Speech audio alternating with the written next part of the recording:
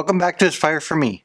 I'm Jesse, and today I want to talk to you about what should we be including in our net worth. Now this is going to be different for everybody, and it can be different based on what you're trying to get your net worth for. So rather than just figuring out one specific thing that you need to be doing, understand why you're figuring it out, what numbers you're going to be using, and why you want to use those numbers. This topic idea came to me from a comment in my comment section on my net worth video. Another YouTuber, B Squared Budgets, go check out her videos, she questioned why I was using my home values and my net worth and using it to calculate my financial independence numbers.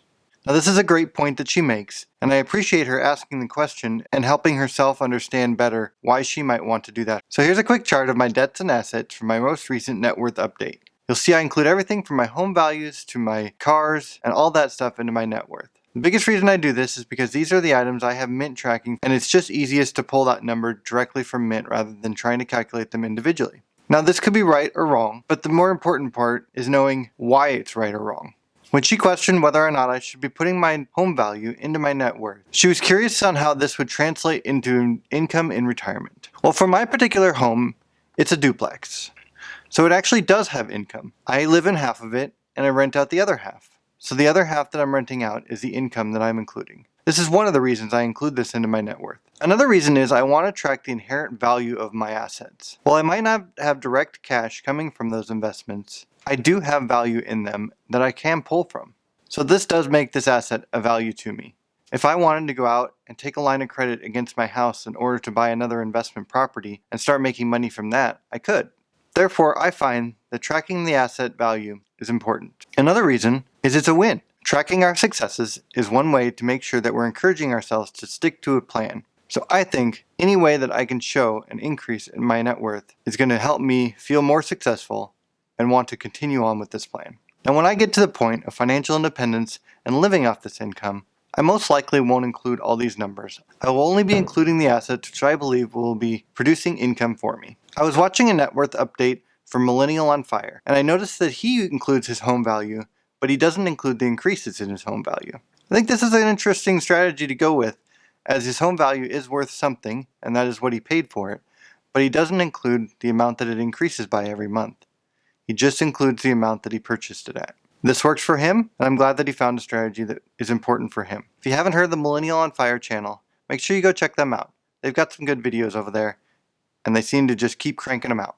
One last point I want to make on home value that we might not ever consider is the fact that the average person only lives in a house for about 13.3 years based on some of these charts that I found. That actually is a little longer than I thought. I thought it was more towards the 5-year mark. But still, this is a good demonstration of why we want to consider the increase in home value into our net worth. If we're not likely to be sticking in the same house all the way up into retirement, then this increase in home value is going to be an asset to us. Now, at some point, if we don't stick to living in the same house, we might choose to move.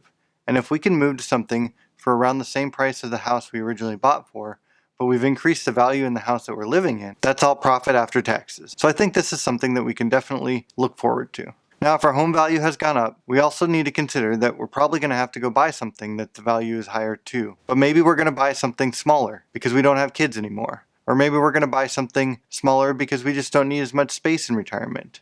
Or maybe we want to travel more, so we're not needing all the upkeep of our yard. Stuff like that. So, things to take into consideration. Again, this is why I said in the beginning that it's all going to depend on your personal situation, and it's most important that you understand why you're calculating your net worth a certain way, rather than what is the correct way to calculate it. Go onto YouTube and search up net worth. There's plenty of people putting their net worth up for people to view. Check out which ways people do it differently, and find out which one's right for you. What's going to give you the information you need to feel successful, to achieve your goals, and to make sure you're comfortable with those goals in the end. Comment down below what items you include in your net worth. I'd be curious to hear what different assets people are choosing to include and not include. Hit that like button if you enjoyed this video. Thanks for watching, and I'll see you in the next one.